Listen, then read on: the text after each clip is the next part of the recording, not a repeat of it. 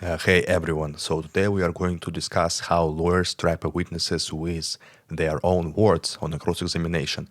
So imagine you're on a witness stand, you've told just your side of the story on direct examination and feeling confident, and then the opposing lawyer approaches for a cross examination. And at first, their tone is polite, almost gentle, but make no mistake, a clever trial lawyer is setting traps like a chess master and just several moves ahead. And one wrong move, one inconsistent word, and a snap, and the trap closes. The very words you uttered before, perhaps in a deposition or a casual statement, are now weaponized against you.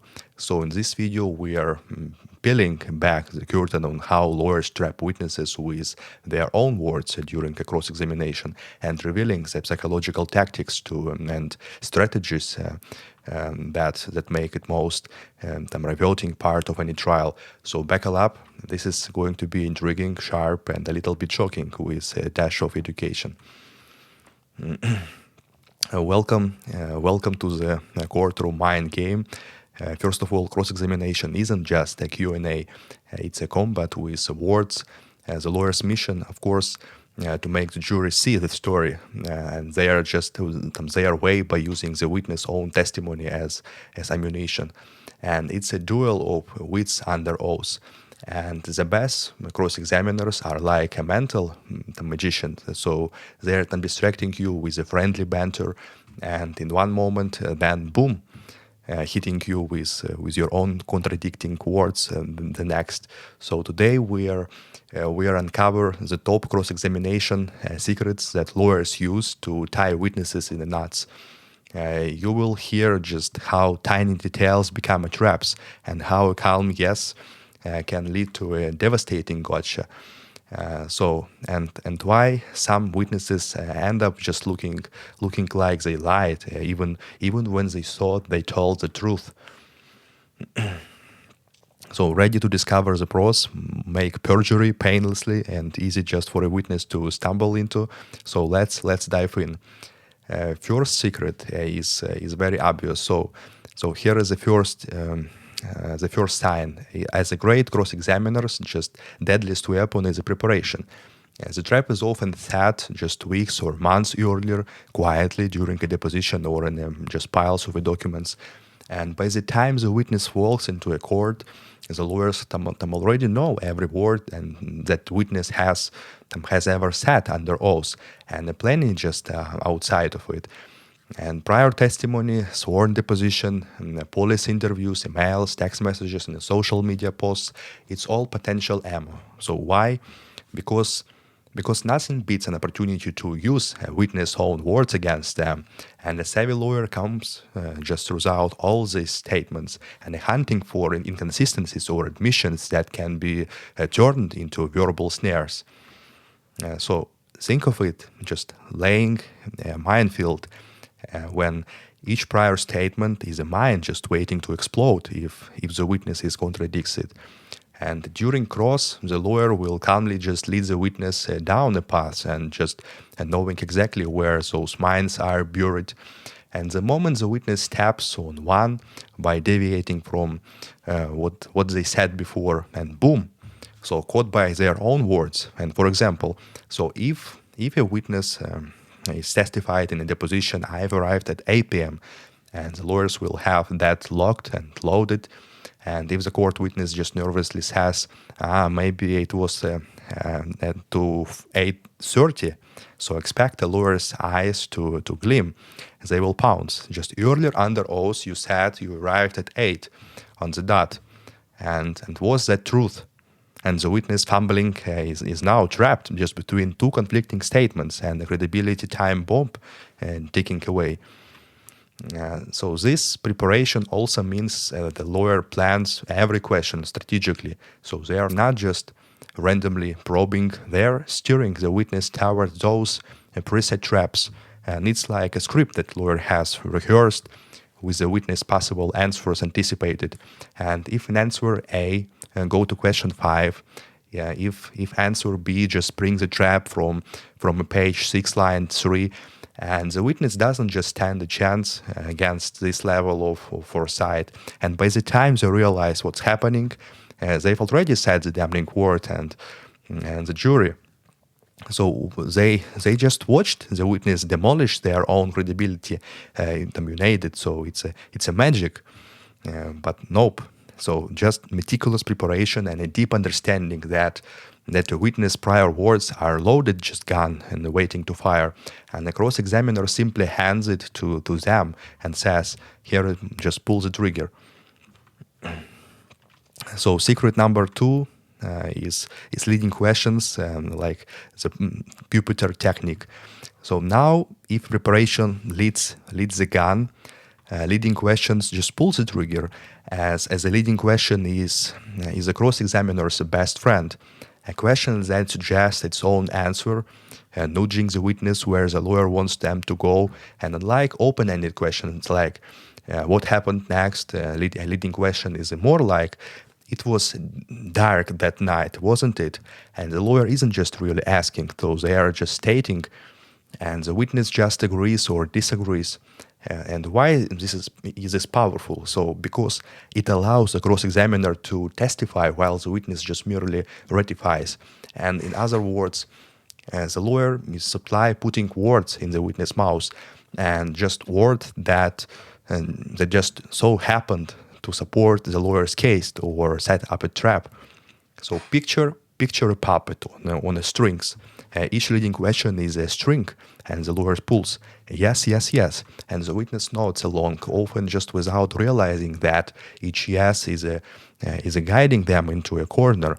And the dynamic of the courtroom demand and that the lawyer is just maintaining control, and leading questions just seize the control, as a good cross-examiner will rarely just ask something they don't really know as answer to, because surprise is the enemy of the control. So instead, they ask a series of yes or no questions that paint the story as a way the jury they want the jury to hear, and it's a storytelling in the form of an QA, and the witness becomes almost just a narrator for the lawyer's script. For instance, so instead of just asking, tell us what you remember about the conversation, a sharp cross-examiner will lead, you talked to Mr. Smith on the phone that night, correct? And you told him you were at home, right? So you didn't mention going out just at all, did you? And by the time the witness answers this, they have basically just recited the key facts the lawyer just wanted. And if the witness just tries to stray or volunteer extra info, just, well, actually, a seasoned lawyer will cut them just off or steer them back with another just leading question. And control is everything. And it not only just keeps the witness from running off a script, but it also just often lures the witness into a false sense of security. And they're just saying yes. And to so many innocuous statements that before they know it, and they said yes to the crucial one, that tightens the nose. And just ever notice how in movies the cross-examiner just suddenly gets a witness to blurt out just something huge. In reality, so it's less blurt and more just a build-up, and a series of small yes admissions that leads the witness right up to the big question they can't escape, and the lawyer essentially testified for them. So step by step, it's a Puppeteer just technique. So when done well, the jury just doesn't even realize the witness didn't actually tell their own story. The lawyer did, and when done brilliantly, even the witness just forgets, they end up just genuinely believing they offer it up just that damning admission all on their own, as Clay Green. So that's the art of a leading question. A question that's not really a question, and one of the most powerful secrets in the cross-examination playbook. So it's actually a secret 3, as a step-by-step funnel, just baby steps into a trap. As plainly, a great cross-examination is a paced just like a thriller, and no smart lawyer goes straight for a jugular with "you're lying, aren't you?" At least not at first. And instead, they employ the step-by-step funnel technique, and just easing the witness and the jury into a trap. So one small step at a time, and think of it like so it's a walking path that gradually just narrows. So by the end, the witness has nowhere else to go but the trap door. And each question is a tiny step, as a baby steps, as some experts say, carefully building context and boxing the witness in. So, for example, suppose the key just issue that the witness was too far away to see an incident clearly, and a blunt approach would be just simply, "You didn't actually see it happen, did you?" But that lets the witness know so where you are headed, and they might dodge or come up with excuse, and the funeral approaches would sound like this in a calm, almost just casual tone. So it was a night time, correct? Yes. The street had a poor lights, true? Yes. You were about 50 feet from the corner, right? Approximately, yes. And there was a building partially blocking your view, wasn't there? Yes. So now the lawyer just tightened the fuel. And so in the dark from 50 feet away with the building in a way, you really just couldn't see the details clearly, couldn't you? And by this point, the honest answer must be no, I couldn't. Checkmate. And the witness has effectively agreed step by step that their own earlier calm, "I saw everything," isn't so just reliable after all, and without the lawyer even just directly accusing them of lying. So the jury comes to the conclusions themselves, which makes it all just more powerful. And this methodical pacing is crucial, as delivering of the key points is not just a destination, so it's a journey.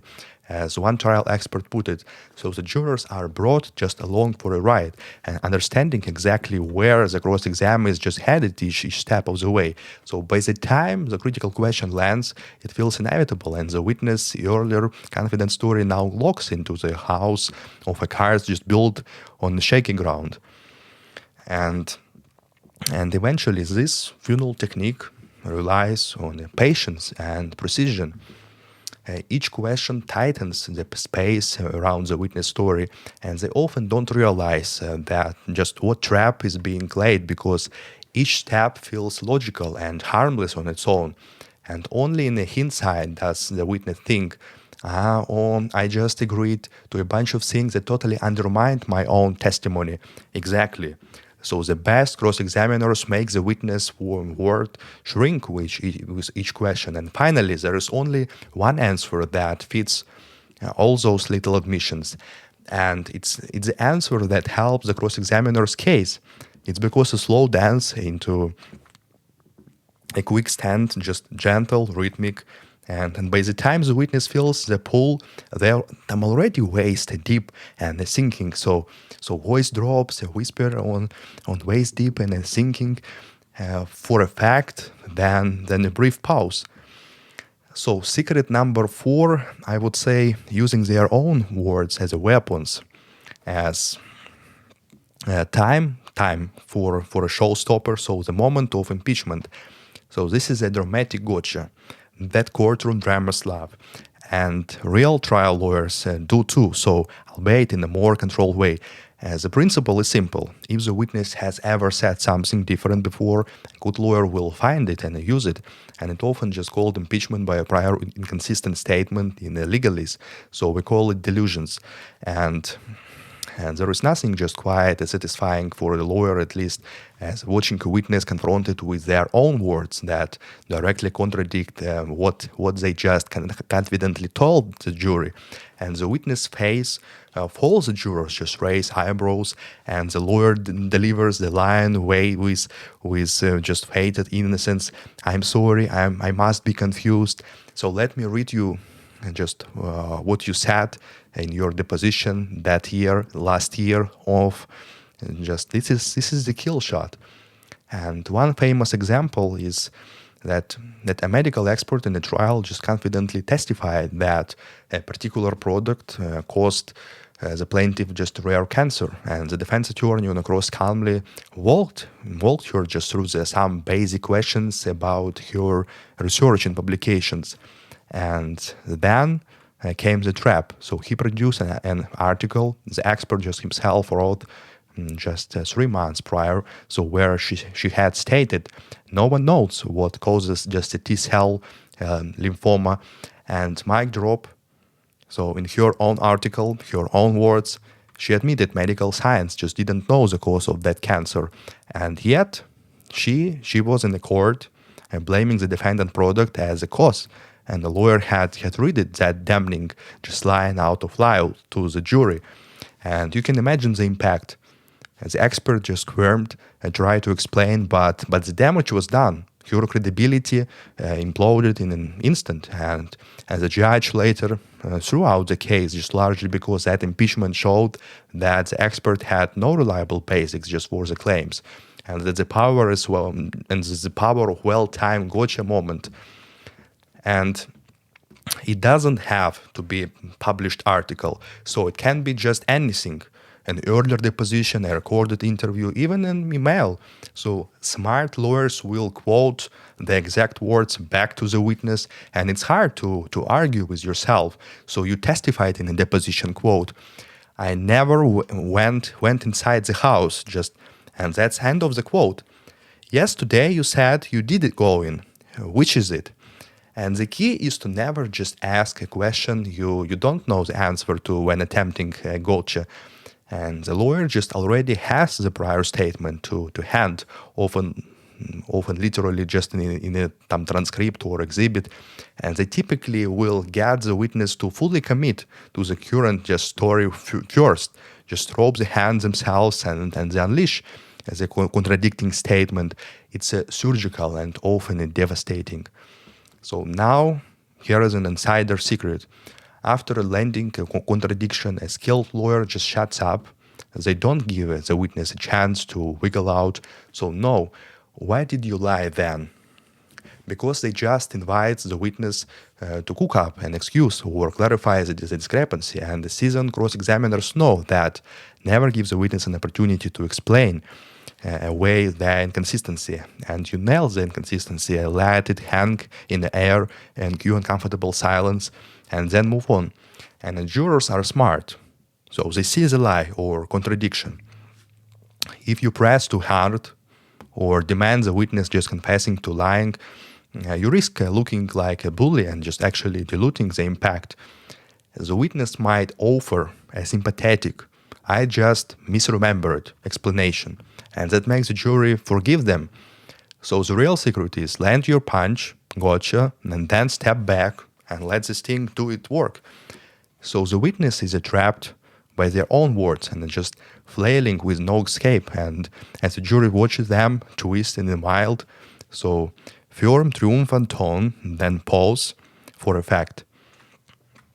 Another secret is called destroying safe havens, just no escape. So experienced lawyers are cynical bunch. So they know that a person is caught in a corner. So the first instinct is to find an excuse and a story to make their inconsistency or bad conduct seem reasonable. And in cross-examination, these escapes routes are just called safe havens, and it's a little refuge a witness might just run to when under attack. Or I didn't include that detail in my report because I was rushed, or I only said that because I didn't understand the question. Clever, right? So, top cross-examiners anticipate these safe havens in advance and just burn them down before the witness can even crawl inside. So how do they do that? By boxing the witness out of excuses with carefully crafted questions. For example, so let's say a police officer wrote a report and conveniently left out the fact that hurt the prosecution's case.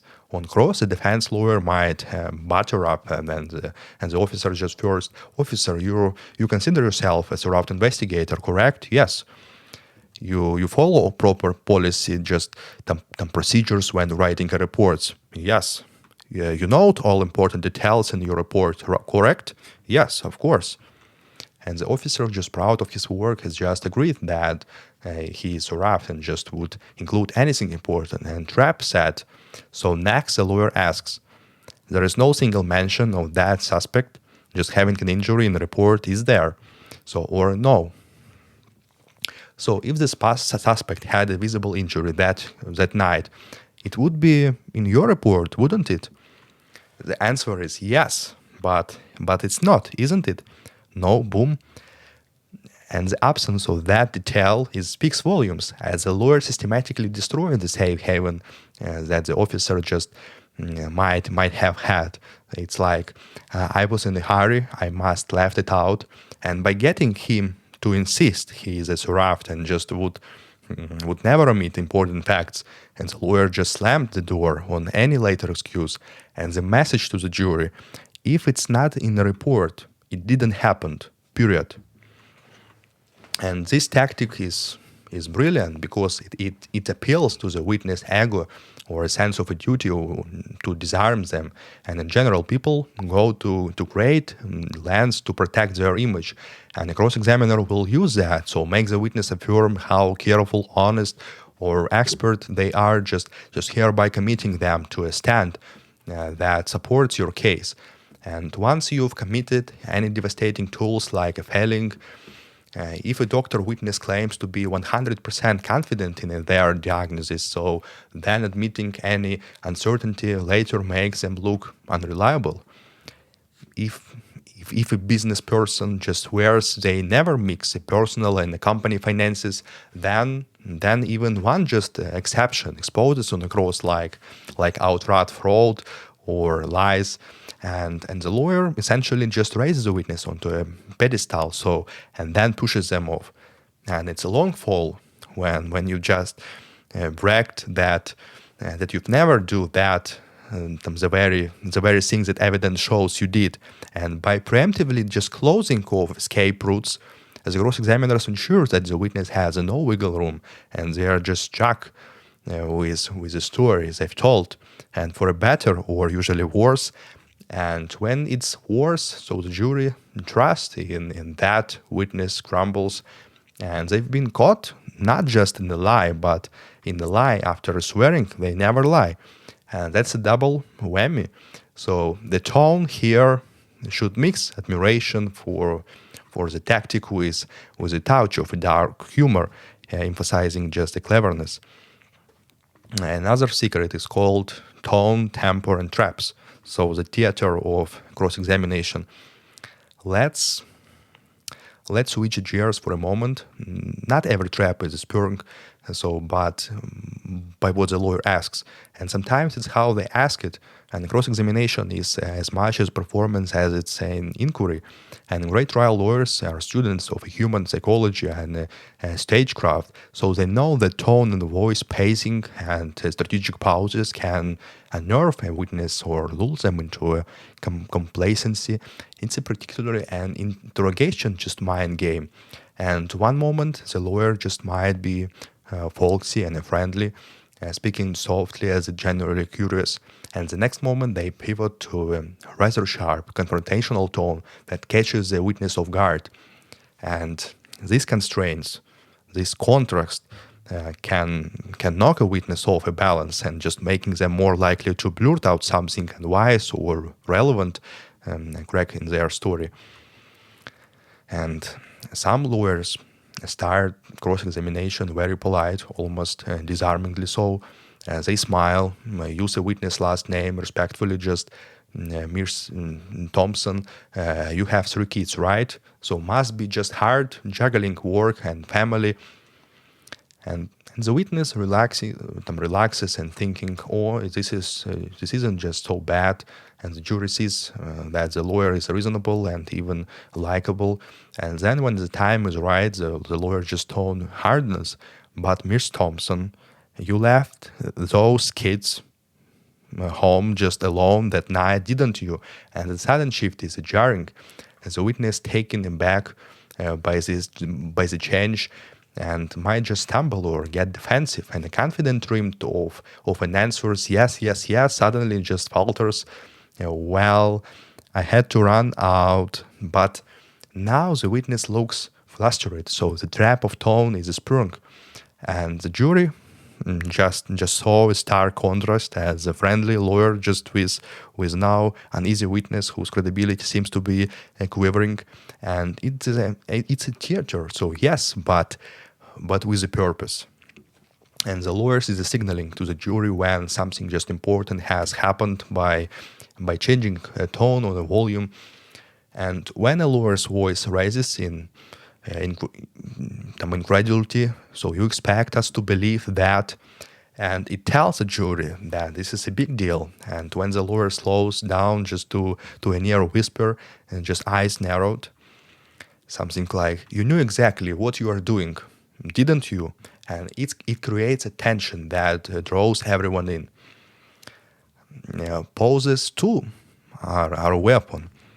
A well-timed just silence can create a witness just wear bullets, and imagine. So a witness gives a dubious answer, and the lawyer just stares in the silence for a few seconds, and the courtroom is dead and just quiet except for the tick of the clock, and the witness fidgets, and that silence is screaming to the jury. So think about what was just said. So do you buy that? And one seasoned attorney put it in a way that when you've cornered the witness with a bad answer, so zip your lips and let the jury marinate in the moment, and the witness might panic and just start babbling to fill the void and digging themselves deeper, and or they sit there just awkwardly, and the jurors silently just judge their credibility. And either way, so the impact amplifies, and the truth about the trials is a very obvious. So it's not just a logic, it's emotion and perception. And the jurors rely on their gut, so feelings about the witnesses, and are the testimony just nervous, arrogant, these kind of questions. And by modulating tone and tempo, a cross-examiner can influence those perceptions. So they turn the witness' own demeanor into a part of a trap. A witness who groans, irritable, just under a barrage or pointed questions, just might snap back or appear evasive, just hurting their own case. And meanwhile, so the controlled attorney just steps back, looking calm and credible by comparison. And it's incredibly bad. It's incredible battle. So a lawyer with witness on the stage, and tone is a spotlight.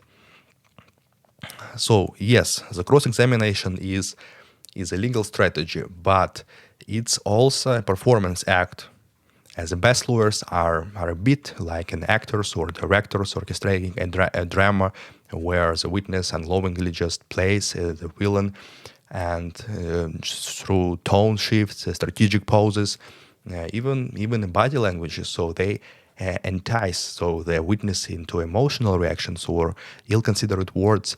It's the theater of a truth, or sometimes the theater of making a lie plain for all to see. So here, perhaps, just vary your voice as you just described the shifts. So maybe even demonstrate a line just softly or with loudly to illustrate the point to the viewers. Another thing is a grand final. So knowing when to stop. Cross-examination isn't just about springing traps, so it's also about not overplaying your hand. As the hardest lesson for many lawyer is just who lets face it. Love to walk, the score points, and is knowing when to quit. So, but it's absolutely a secret to trapping a witness effectively. And when you've just gotten the golden admission or caught the witness in a lie, stop, silence, move on or sit down. Why? Because once the witness is dangling and just in their own web or words, just anything more could accidentally just shake them loose. And the jury has seen the trap just sprung, and you want that image to stick. Hammering to the point over and over can eventually backfire, and the witness might cover or just offer an explanation, and the jury might start feeling a sympathy for belligerent witness if the lawyer just pounds on them too long, or as one famous cross-examiner rule warns that the witness might seize an opportunity to make a remarkable comeback, and it's you just give them too much rope after you've technically won. And the legendary trial lawyers talk about the one question too many scenario, and it goes like this. So you've cornered the witness perfectly, the jury is nodding along, and you've proven the contradiction or extracted the key concession, and finally victory is yours. And if you just shut up, but the inexperienced or over just eager lawyer can't resist the zinger, so you were lying then, weren't you? And that's final needless question, given the witness an opening to explain or just soften the blow. No, I was just confused about the dates. I'm sorry. Suddenly the steam you built up is dissipating, and you basically handle the witness a ladder just out of the hole. And a savvy cross-examiner avoids a trap for themselves by ending on a high note. And if the witness just admitting something like, yes, I guess I did break the protocol, that might be the moment to pause, just smile and say, no further questions. Mic drop, so the jury is left with that powerful admission just ringing in their ears. And that's no need for overkill. And in fact, so it could harm your case to pile on. And that's where cross-examiners just become like a high wire act. So knowing exactly when to step off with a flourish. It takes a discipline and situational awareness. So during the intensity of a cross, time slows down, and for a lawyer, so they are just reading the room, feeling the energy, and a top-notch just lawyer will sense when the witness is broken or when they've gotten everything they need, and they will see the jurors' reactions and maybe some nods or even a look of a shock and the witness admission, and that's the sign. Just quit now and drive your point home. Just one last time in your closing an argument to remind them that, but don't give the witness to the opposing side the chance to patch the wound or you just inflicted. And in other words, know when to walk away and let the silence do the walking. The jury will respect the restraint and remember the moment, and it leaves the witness defeat just kind of entering in the air. And as all trial adage goes, when you've shot your error into a bullseye, just stop shooting. Anything more, and you are just likely to mess up just your own bullseye. So finally, cross-examination is often called as an art room form. So and now we see why. So it's psychology, strategy, and it's theater, just all rolled into one. And the best lawyers can all but trap a witness in a plain sight using nothing more than carefully chosen words. And often the witness' own words can and a mastery of the timing and tone, and that's enough. That's more than enough. So we, the audience or the jury, just can't look away because it's a human drama. So at its peak, confidence with a cunning, truth with deception. And one moment the witness seems credible, the next they are tangled in a contradiction and squirming on the hook just they swallowed so innocently a few minutes ago.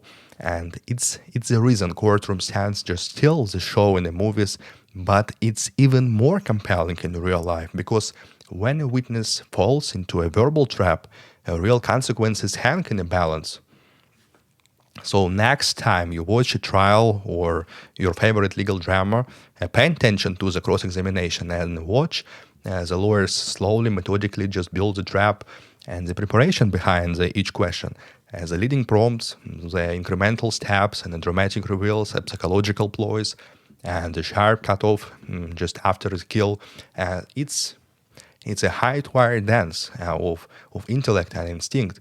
And remember, so while it might look like a lawyer is improvising a brilliant takedown, in truth, though, the script was written long before a witness ever took the stand. So every trap door just carefully positioned, and every escape route is sealed, and the witness often doesn't realize so it until they are just already in the free fall, and by then their own words have tied the net just around them.